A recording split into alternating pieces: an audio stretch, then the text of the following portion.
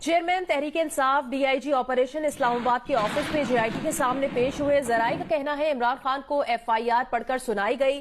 Chairman Tehreek Insaf के खिलाफ थाना रमना में दर्ज मुकदमा नंबर 255/23 में तहकीक की गई। चेयरमैन पीटीआई को हसास इदारे के सीनियर ऑफिसर का नाम लेकर बेबुनियाद इल्जाम लगाने वाले उनके क्लिप्स दिखाए गए। चेयरमैन तहरीक इंसाफ ने जेआईटी के सवाल पर वीडियो क्लिप्स की जिम्मेदारी कबूल की। चेयरमैन तहरीक इंसाफ ने कहा, वीडियो में आयद इल्जामात से मुताल्लिक इनके पास कोई सबूत नहीं। चेयरमैन पीटीआई ने कहा, इन्हें हसास इदारे के सीनियर अफसर ने बराह रास्त धमकी नहीं दी। चेयरमैन तहरीक इंसाफ ने जेआईटी के पूछने पर बताया, किसी के बताए जाने पर इल्जामात लगाए। चेयरमैन तहरीक इंसाफ ने जेआईटी को बताया, किसी इल्जाम का कोई सबूत या शवाहिद नहीं है। चेयरमैन पीटीआई ने सवाल के जवाब में कहा, हसास इदारे के सरबराह की प्रेस कॉन्फ्रेंस पर उन पर इल्जामात लगाए।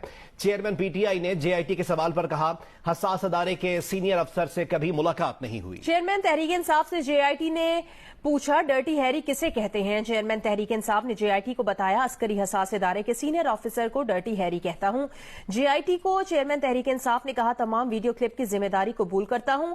जेआईटी हुकाम ने तमाम सवालात और उनके जवाबात पर चेयरमैन तहरीक इंसाफ से दस्तखत कराए।